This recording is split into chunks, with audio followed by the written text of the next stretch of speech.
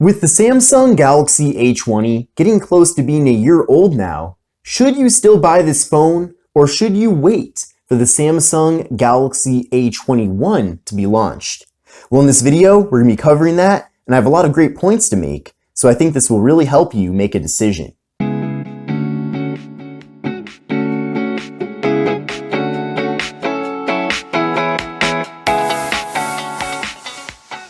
This video is sponsored by the TrebLab XFit Truly Wireless Earbuds. If you're looking for earbuds that sound great at an affordable price tag, then you definitely need to consider this product. With 30 hours of playback with the compact charging case and an IPX6 rating, these earbuds are unstoppable. In addition, you're getting multiple ear tips and a built-in microphone for calls. And to learn more, check out the link in the video description. What's going on, everyone? This is Kevin here, and this is the Samsung Galaxy A20.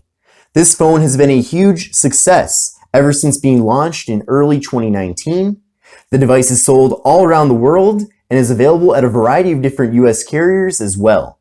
In addition to that, Samsung offers the phone factory unlocked, both in the international variant, and they offer a special US unlocked by Samsung device with support for all 4 major US carriers. So there's no doubt that Samsung is putting together a successor to this phone because they want to keep their momentum going with being a leader in the budget smartphone space. Now, several Galaxy A series phones meant for 2020 have already been revealed, one of them being the Samsung Galaxy A51. So this phone was launched internationally in December of 2019, and at the Samsung Unpacked event in late February of 2020, they're supposed to be giving us more details about the US specific variant of the phone. Now, if you do use a GSM carrier in the US, you can use the international variant of the Galaxy A51 with no issues at all. But I am looking forward to them launching the US unlocked version of the phone so that it does have support for all 4 major US carriers. But the reason why this is relevant to the Galaxy A21, which by the way, we don't really know any real details about, is that many of the changes from the Samsung Galaxy A50, which I have right here, to the A51 will likely be implemented in the A21.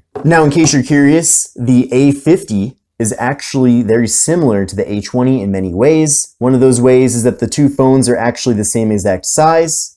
They also feature a similar button layout and SIM card and SD card slot layout, and they have the same layout for the ports on the bottom. There are, of course, some major differences between these 2 devices, but I'm expecting that the similarities between these 2 phones will also be similar between the A21 and the A51. So one of the things that I expect the A21 to get is a hole punch for the front-facing camera instead of a water drop notch. That's a really popular design trend in 2020, and since the A50 dropped the water drop notch and then switched over to the hole punch, then we should logically be getting that from the A20 to the A21. Another difference too is that with the A51, we have a smaller bottom bezel, which makes the screen to body ratio even better, so we should be getting a similar design with the A21 as well. Now, another interesting thing is that the A20 and A50 have the same exact display size, but with the A51, we do have a slightly larger display coming in at 6.5 inches instead of 6.4 inches. So based on that, the A21 should have a 6.5 inch display as well. Now, going from the A50 to A51, the device maintained its current screen resolution at 1080p. So based off that logic, the A21 should have the same 720p display as the A20. Now, with both the A50 and A51, the devices do have in-screen fingerprint sensors. So if Samsung keeps things similar with the A20 to A21, then we should still have a fingerprint sensor on the rear of the device. But who knows, maybe they'll surprise us and give us an in-screen fingerprint sensor.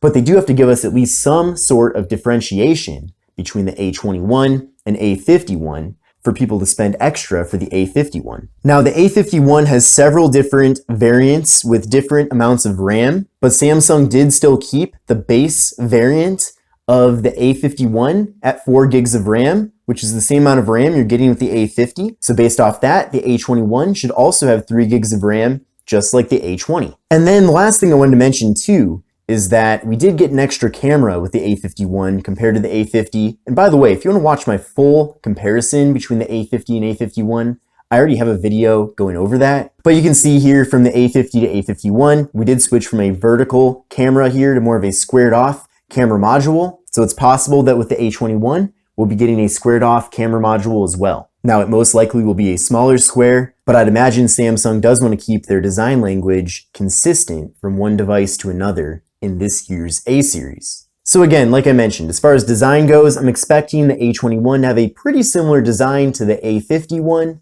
which is a good thing in my opinion. Definitely a big fan of this device having a really large display with an excellent screen to body ratio. Certainly something that could be slightly improved with the A20, despite this phone already having a good looking design.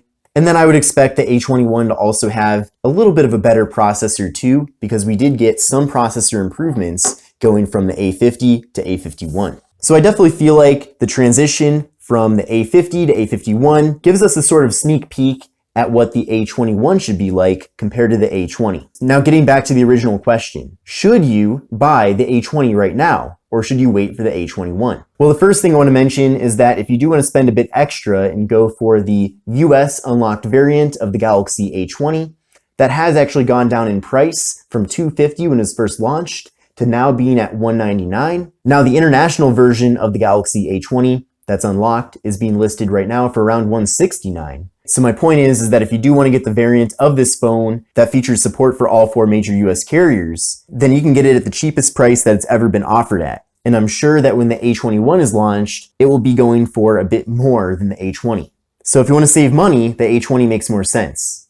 Another good thing is that in May of 2020, Samsung is supposed to be upgrading the software with the A20 from Android 9 Pie to Android 10. In addition to that, we're supposed to be getting Samsung's One UI 2.0, which will add even more Samsung features to the A20. So it is cool to see that the phone is getting an update to at least one more newer version of Android. Now, I really doubt the Galaxy A20 will be getting Android 11 when that eventually comes out, unlike the A21, which will be shipping with Android 10 and then eventually getting, I'm sure, Android 11. So if you do want more Android updates further into the future, then you might want to hold off and get the A21 instead of the A20. But if you don't care about those things, then I would say that the Galaxy A20 is still perfectly fine to get right now.